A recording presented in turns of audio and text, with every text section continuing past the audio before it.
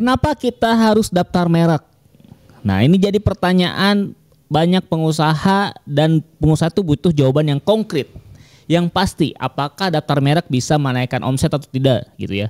Pengaruhnya apa buat bisnis saya? Daftar tidak daftar kan sama aja. Nah, yuk kita jawab sekarang di video ini, apa fungsinya daftar merek.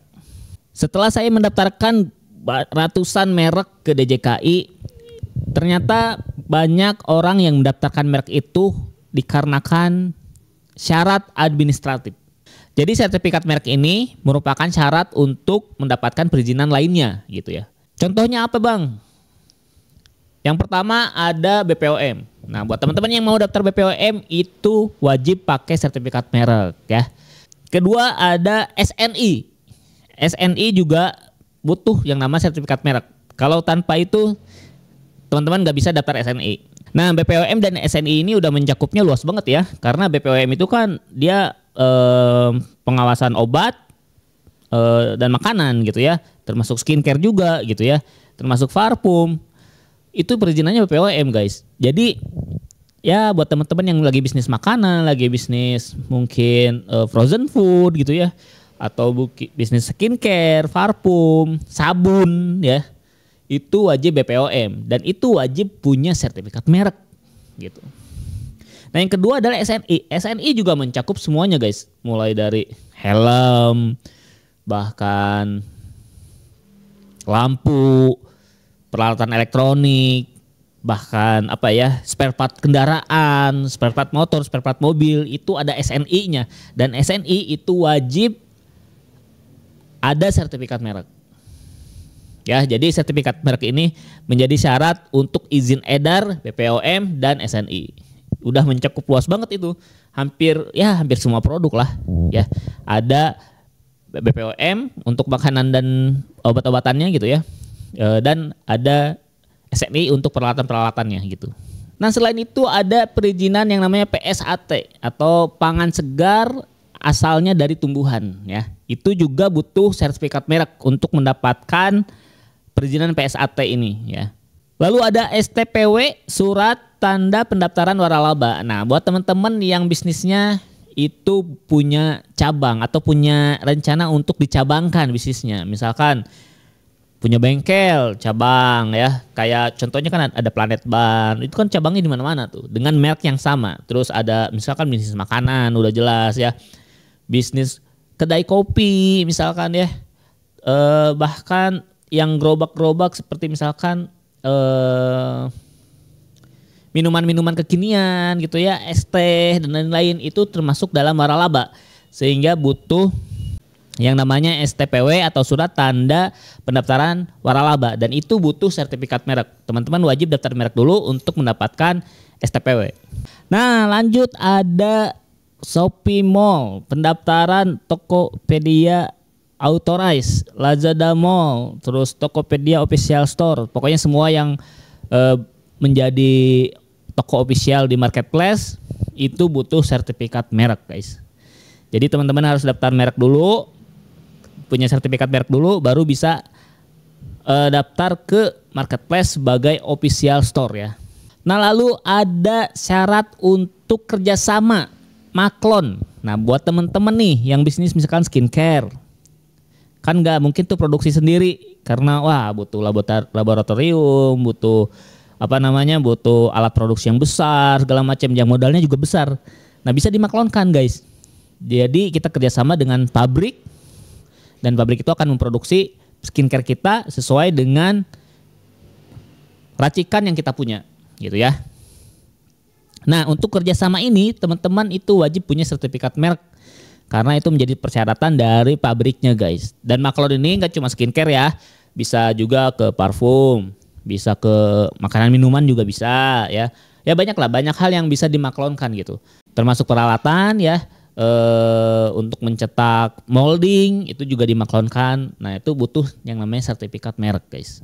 Nah itu tadi kegunaan sertifikat merek sebagai syarat administratif ya. Apakah menaikkan omset? Ya jelas dong, karena itu kan teman-teman bisa jualan kalau ada sertifikat merek itu, persyaratan itu gitu. Yang tadi saya sebutin kayak BPOM, SNI itu kan izin edar ya.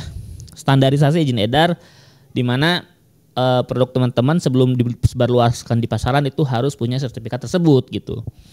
Dan jelas itu ya itu mah tahap awal dari bisnis, teman-teman wajib punya sertifikat merek untuk persyaratan administratif, mendapatkan izin edar dan juga syarat untuk yang lainnya.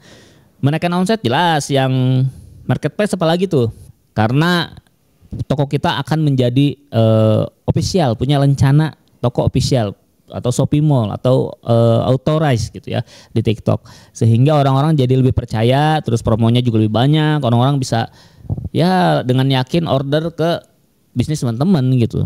Nah itu adalah fungsi yang apa ya, secara bisnis itu secara nyata itu wah ini jadi fungsi administratif, mau tidak mau kita harus bikin sertifikat merek ya. Tapi ada juga fungsi yang tidak administratif. Ya, fungsi ini kepake kalau di momen-momen tertentu gitu. Contoh, teman-teman bisnis merintis bersama partner. Nah, ini wajib daftar merek nih. Itu harus didaftarkan mereknya atas nama siapa atau milik bersama ya, ditulis semuanya, jangan sampai nanti ada sengketa gitu.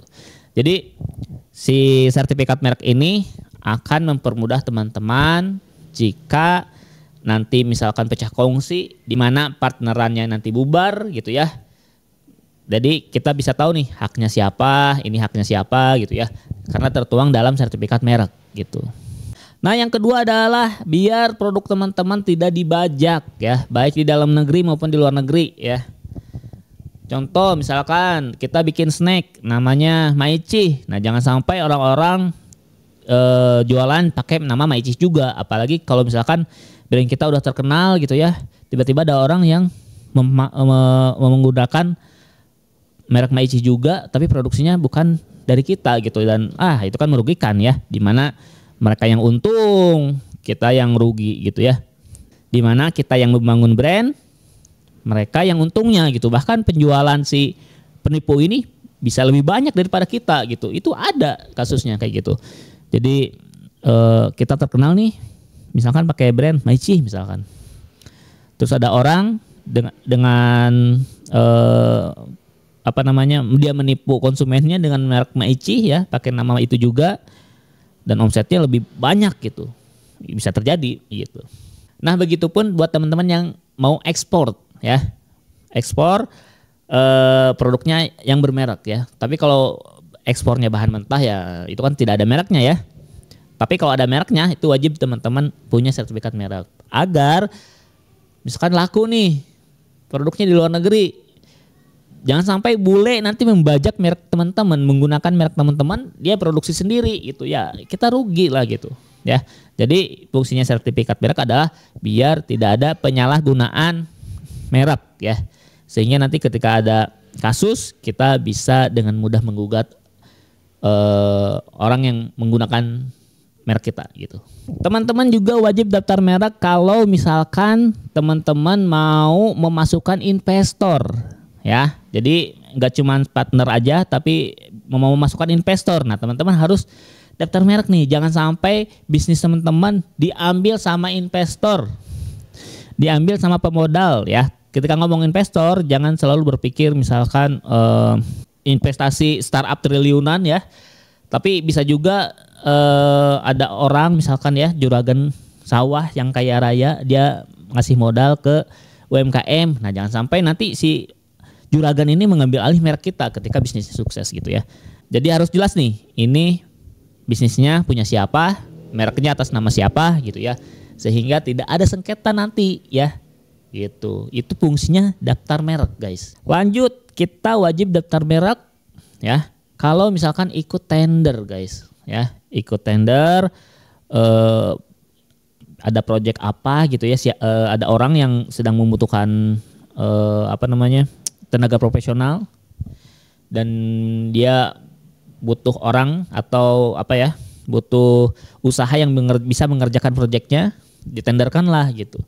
Nah kalau teman-teman udah daftar merek itu udah memberikan